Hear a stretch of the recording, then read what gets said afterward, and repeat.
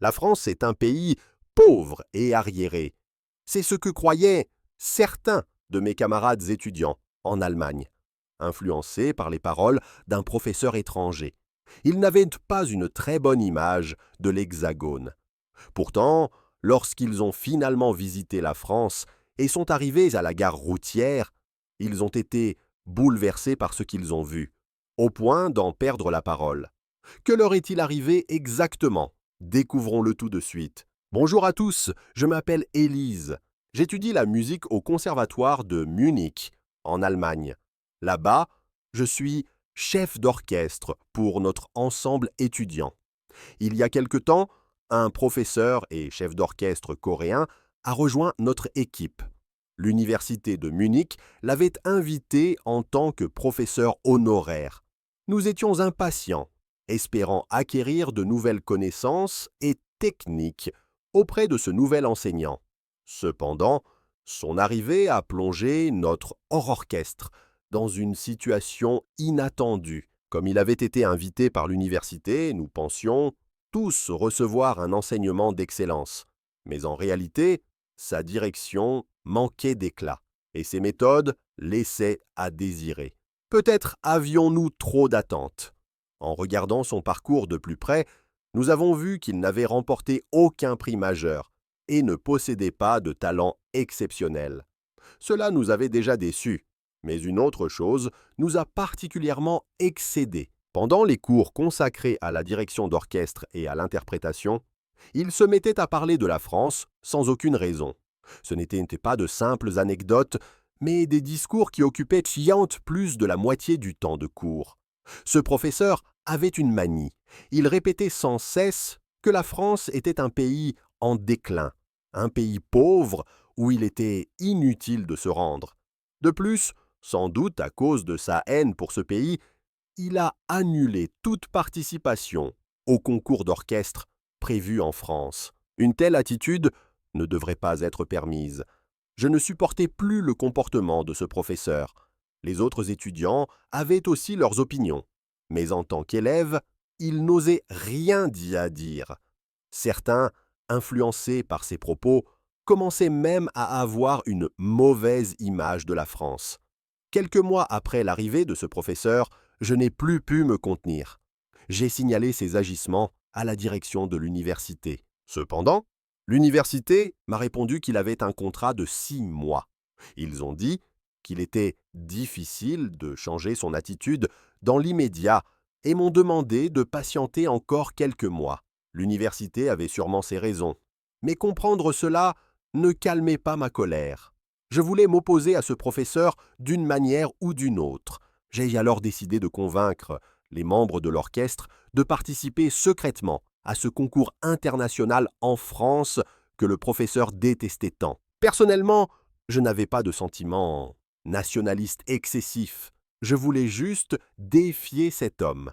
De plus, bien qu'il qualifie la France de pays pauvre, les prix des concours organisés là-bas étaient bien plus élevés que dans le reste de l'Europe. Je n'étais pas la seule à me poser des questions sur la réalité de la France. Les autres membres ont accepté mon idée et ont approuvé ce voyage. J'ai immédiatement réinscrit notre groupe au concours international qui devait se tenir à Paris, celui-là même que le professeur avait annulé. C'est ainsi que nous sommes partis pour la France. Après notre voyage, la scène que nous avons découverte à notre arrivée était bien loin de ce que nous avions imaginé. Dès la sortie de la porte d'embarquement, nous avons été surpris. Il y avait de nombreux touristes étrangers partout. Plus étonnant encore, ces gens, qui semblaient être des visiteurs, nous saluaient naturellement en français. Le professeur nous avait dit que la France était un pays pauvre en développement et que presque aucun étranger ne venait y faire du tourisme. Pourtant, les étrangers présents ne semblaient pas être là uniquement pour le tourisme, mais aussi pour des études ou des affaires.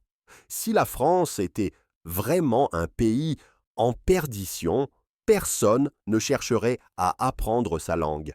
En réalité, la plupart des étrangers à l'aéroport parlaient français, même maladroitement. Ne connaissant pas le chemin vers notre destination, nous avons été aidés par eux pour rejoindre la gare routière de Paris-Bercy. Ce simple fait nous prouvait déjà que la France n'était pas un pays arriéré. Les infrastructures de transport en France étaient non seulement plus vastes que celles de ma ville en Allemagne, mais aussi confortablement aménagées. En venant ici, nous avons été témoins d'une haute technicité. Plus surprenant encore, bien que ce soit une ville très fréquentée, nous n'avons vu aucun sans-abri dans cette zone. C'était l'instant où nous avons compris que tout ce que le professeur nous avait raconté était faux. À chaque cours, il nous montrait des photos de rues parisiennes envahies par la misère. Les images montraient des paysages insalubres qui auraient dégoûté n'importe qui. Pourtant, en marchant de l'aéroport au terminal de bus, nous n'avons vu aucune scène de ce genre. Au contraire, la ville était parsemée d'espaces verts et de parcs où les Parisiens se détendaient. Cette harmonie entre la nature et les citadins n'avait rien d'archaïque. C'était au contraire très moderne. À force d'écouter les cours du professeur, nous avions fini par croire que la France était un pays sale. Mais la réalité était que les infrastructures étaient plus solides que celles de notre pays de résidence. Même dans les zones urbaines très peuplées, tout était bien organisé et non chaotique. L'eau de la Seine, qui traversait la métropole, semblait plus propre qu'on ne le disait, avec des gens profitant de croisières et de nombreux touristes prenant des photos. Les expressions des gens étaient douces, on sentait une certaine sérénité. Après un peu de marche, nous sommes arrivés à l'arrêt de bus. Nous devions nous rendre à la grande gare routière pour la suite du voyage. C'est là que j'ai reçu un choc, peut-être le plus grand de ma vie. De très nombreux Français payaient leur trajet de bus avec leur smartphone ou une montre connectée au poignet. Il suffisait d'approcher l'appareil d'une borne dédiée en montant pour que le paiement soit instantané. Cette scène renversait tout ce que je croyais savoir. Même après l'avoir vu plusieurs fois, je n'arrivais pas à y croire. À Munich, pour prendre le bus, nous devons acheter un ticket à une machine à l'intérieur du véhicule. Ces machines n'acceptent souvent que les espèces. Il faut donc préparer de la monnaie à l'avance. À chaque fois que je prenais le bus, je trouvais pénible de devoir sortir mon porte-monnaie et compter mes pièces. En France, cette corvée n'existait tout simplement pas. En voyant cela, j'ai d'abord cru que les gens resquillaient et montaient sans payer. Je n'imaginais pas qu'un simple contact avec un appareil personnel pouvait régler le trajet.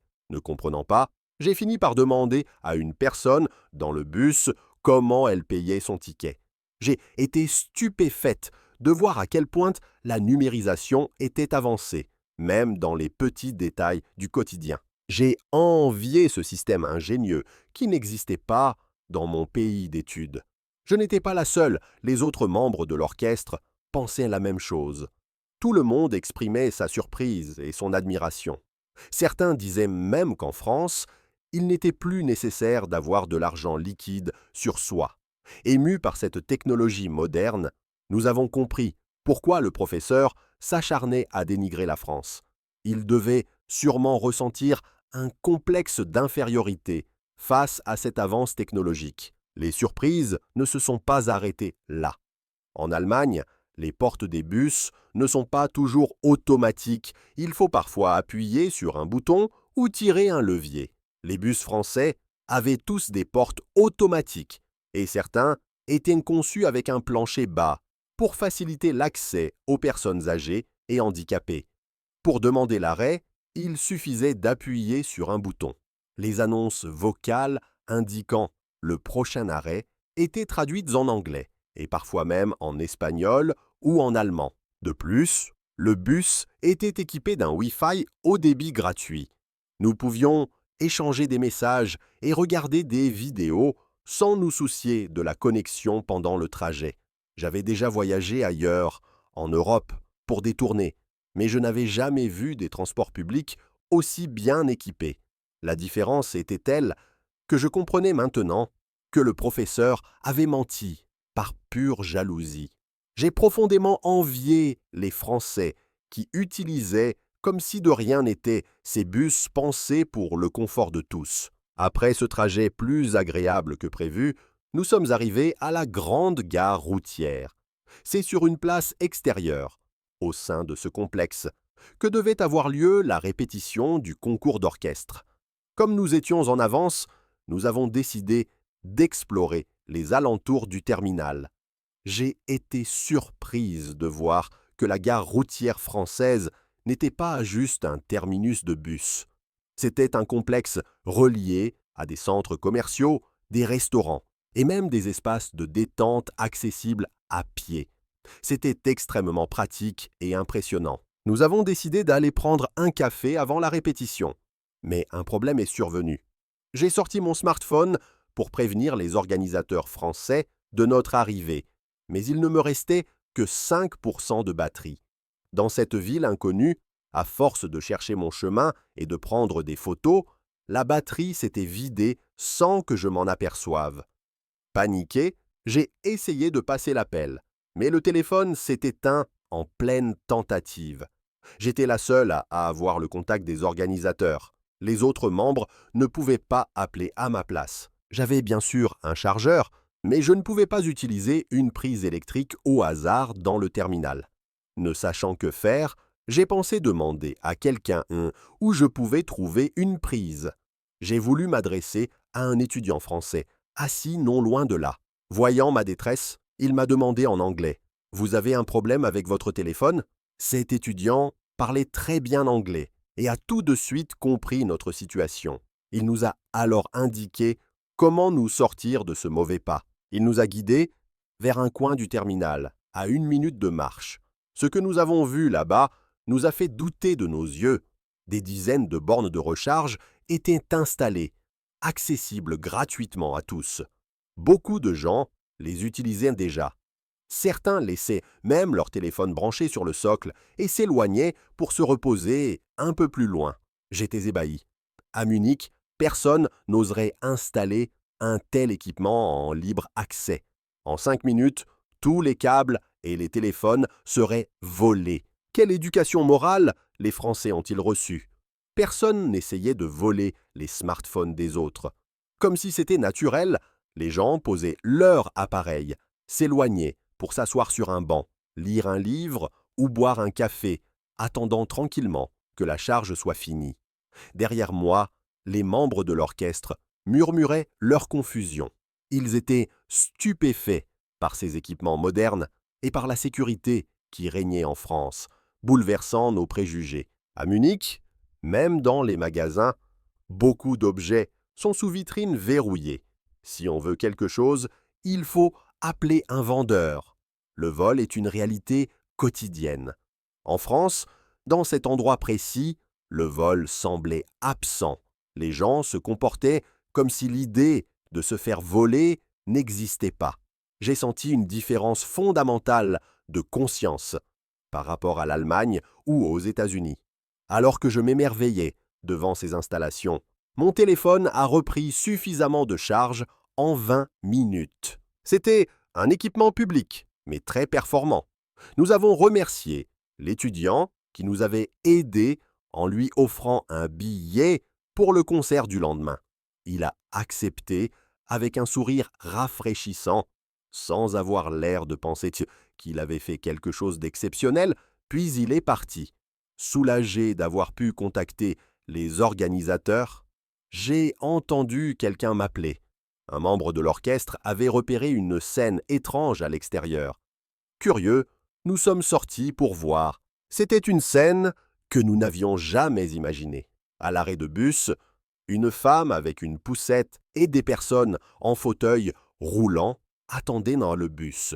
En Allemagne, les personnes en fauteuil doivent donc souvent payer des taxis spécialisés coûteux. Il est rare qu'elles utilisent les transports en commun avec la foule. C'est pareil dans beaucoup d'autres pays. Même dans les pays à forte protection sociale, une telle scène est rare. C'était donc frais et choquant pour nous. En même temps, j'ai eu de la peine pour eux.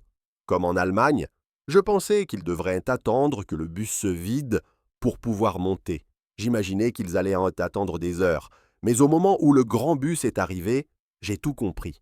À notre grande surprise, le chauffeur est descendu pour aider personnellement les personnes en fauteuil et la poussait à monter. En Allemagne, c'est impensable. Le travail du chauffeur est de conduire. Aider les passagers ne fait pas partie de ses tâches rémunérées. Personne ne ferait du zèle pour rien. J'ai compris que ce chauffeur français ne le faisait pas par obligation. Il le faisait par sens des responsabilités et par fierté, sans rien attendre en retour. J'ai été encore plus impressionné par les autres passagers. L'installation de la rampe et l'ajustement des sièges prenaient du temps, mais personne ne se plaignait. Tout le monde attendait calmement, comme si c'était normal. C'était une image marquante. Dans d'autres pays européens, si le départ était retardé, quelqu'un aurait râlé ou fait une grimace. Ici, les Français attendaient sans montrer le moindre signe d'agacement. J'ai été sidéré par le niveau de civisme des Français. Certains passagers se sont même levés pour céder leur place à des personnes portant des bébés ou des enfants en bas âge. On voit rarement cela ailleurs. Cette culture de la prévenance, qui ne pense pas qu'à soi, mais aussi aux autres, semblait spécifique à la France. Pour nous qui utilisions les transports français pour la première fois, ce n'était pas un simple moyen de déplacement. C'était un lieu d'entraide, où des gens partageant une même conscience morale prenaient soin des plus vulnérables. Le professeur coréen devait être jaloux de cette scène, qu'aucun autre pays ne peut imiter facilement. C'est pour cela qu'il nous avait répété que la France était arriérée, en utilisant de fausses images pour manipuler notre opinion. Un tel niveau de conscience collective est merveilleux et ne se construit pas en un jour. Les autres pays mettront du temps à atteindre ce niveau. Témoins de ces miracles à la gare routière, nous avons voulu explorer davantage, mais l'heure de la répétition en plein air approchait. Nous avons pris nos instruments et nous sommes dirigés vers la place. C'est près de l'entrée de la galerie souterraine. Bien que ce ne soit qu'une répétition, des chaises étaient installées et de nombreuses personnes attendaient déjà, impatientes de nous écouter. Et j'ai vérifié ma partition et ma baguette, puis je suis monté sur scène. Mais juste avant de commencer, j'ai senti quelque chose d'anormal. J'ai décidé de retarder le début de 5 minutes. En regardant autour de moi, j'ai compris l'origine de mon malaise. C'était un concert en plein air. Pourtant, il n'y avait aucun policier ni garde du corps autour de nous. En Allemagne, pour un tel événement, la présence de la sécurité est obligatoire pour éviter les débordements ou le vol des instruments coûteux. Je savais maintenant que la France était sûre, mais l'absence totale de vigiles me semblait incompréhensible. Nous avions le concours le lendemain. Si quelque chose arrivait à nos instruments, ce serait irréparable. Un peu énervé par cette situation, j'ai appelé l'organisateur. Je lui ai demandé pourquoi la sécurité était si légère. L'organisateur français a éclaté de rire et m'a répondu « Ici, contrairement à l'Allemagne, les spectateurs ne vont pas envahir la scène ni voler les instruments. Faites-moi confiance et commencez. » Même en entendant cela, j'avais du mal à y croire. Mais le temps pressait, alors j'ai levé ma baguette, la peur au ventre. La répétition a duré 30 minutes. Heureusement, personne n'a perturbé le concert et tout s'est bien passé. À la fin du dernier morceau, alors que je poussais un soupir de soulagement, le public s'est levé d'un seul bloc pour nous applaudir. Quelques représentants se sont approchés de nous avec des bouquets de fleurs, du café et des viennoiseries. Ils nous ont dit à quel point ils étaient émus par notre musique et nous ont remerciés à plusieurs reprises. Face à cette surprise, les larmes ont coulé naturellement de mes yeux. Tous mes préjugés sur la France se sont effondrés à cet instant. Avant la répétition, je n'avais pas cru l'organisateur qui me vantait la sécurité de la France. Je m'étais même plainte. Devant ces gens si heureux et touchés, j'avais honte d'avoir dirigé l'orchestre avec méfiance jusqu'au bout. Ce n'était même pas notre meilleure performance. Et pourtant, Les Français étaient ravis et nous avaient couverts de cadeaux. Les